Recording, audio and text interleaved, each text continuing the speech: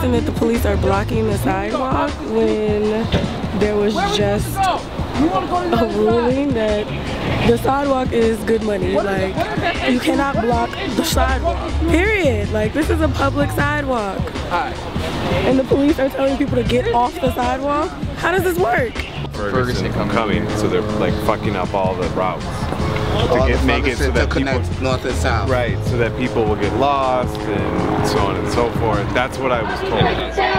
We don't need up, back up, back up. We want freedom. All these racist ass we don't need up. So what's interesting here is that the response to the assembly of black bodies is always intense here. That blackness is always criminal in Missouri when black people assemble. The response is always just really intense. So it is billy clubs, it is police, it is dogs, it is tanks. Even when there's not a criminal element, here in Missouri, blackness itself is criminal, which is really interesting and problematic. So it's why we protest. It's why 3 people have been killed recently, because this city has not yet confronted its problem with blackness. That's crime amongst members of the same community in every community. Ours is just marketed in rap music, it's marketed in television. This is a continued act of aggression from the police. My father went through this. His father went through it. I think with the police treatment of peaceful protesters, it has been absolutely disgusting. You see people with their hands up. You see people with their babies, their children. You see middle-aged people. You see the youth. You see teenagers. You see kids. You see elderly people. You see clergy. Like, every spectrum of blackness is represented in these protests, including our allies, which are whites, which are gays, which are foreign, which are every type of person that you could be. And the police do not care. If you stand together, they want us all to fall together also. Just seeing a sniper on top of a truck, on top of an armored truck, pointing a sniper for binoculars at babies and children, that's wrong. The use of tear gas on American citizens is wrong, and it's not legal, but that's what's happening here in St. Louis, Missouri. Policemen must be arrested. There must be a fair trial, and I'm sure it will lead toward an indictment and a conviction. And even when that happens, this is a systemic thing. This is Los Angeles, this is Chicago, this is Detroit, this is Miami, this is my own New York, Newark.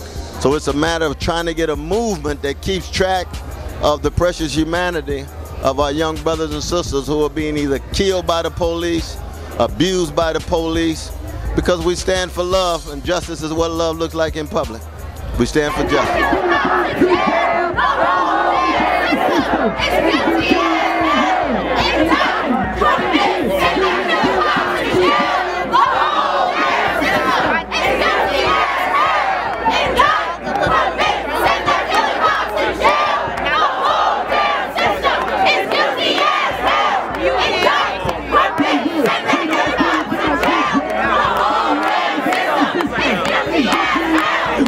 Never seen black and brown folks come together before in your life. If you never was able to be living when the civil rights movement came, this is like, it's like magnificent. Something you can only witness. I can never put in the word for you to love and unity. Because this is any, meeny, miny, mo, catch a nigga by his toe. If he holler, let him go. If he would holler, they would let us go. I got the ropes on me because this talks about what Billie Holiday says, strange fruit hanging from the south. I keep my chains on because this is a psychological slavery, chains of slavery that we must break. I keep the dogs out because they brought 22 dogs on us. I was the first one there. I'm the one who started hands up, don't shoot. They sick the dogs on it. They said dog is man's best friend. But those dogs wouldn't last here, ran 10-10.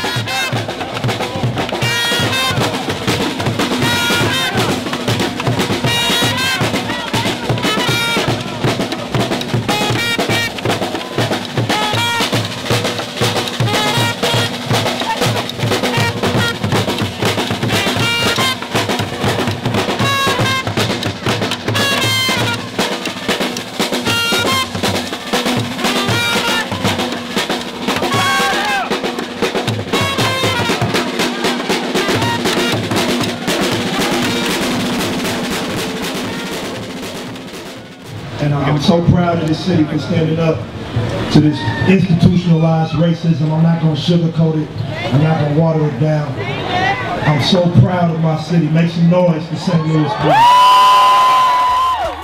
The justice system is getting no more respect from me, especially us as young blacks, because it's now obvious that we are targets and the whole world is getting to see it. The internet now is our best friend. The information age now is our best friend. And if the world can't wake up to the deception in America at this point, then we all doomed for failure. What you do when you're following the rules and you're remaining peaceful and they still react violently to you, this is what you do. You keep organizing and you keep resisting, because that's when you know that you're in a real revolution moment. You know, if you're gonna go kick up dust and try to change things within the system, then the system's gonna respond how the system chooses to respond.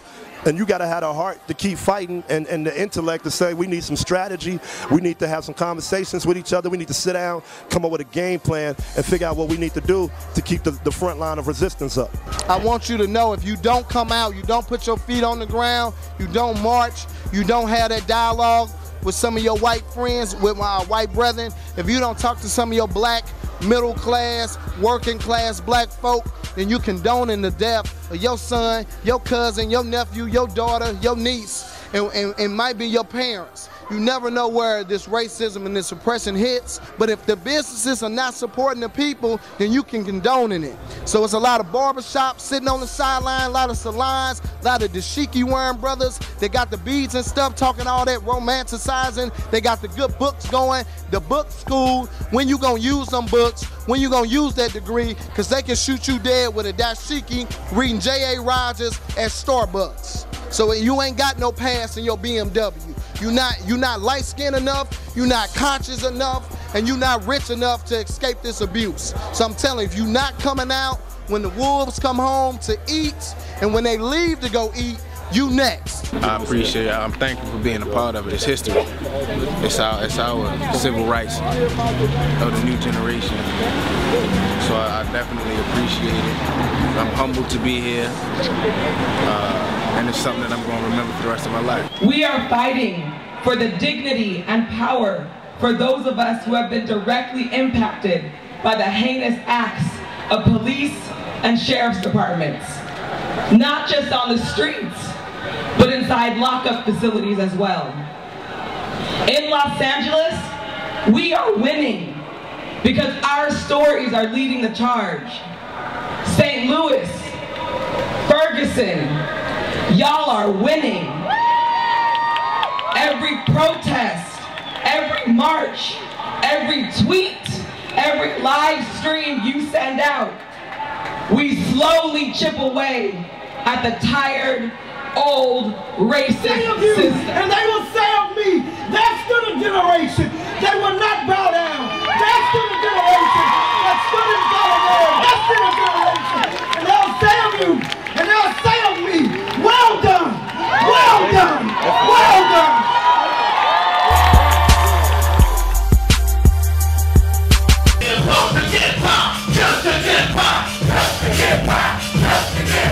We don't use the computers, conspiracy to white youth and women. We survive and live, turning as humans. Just to get by, just to get by, just to get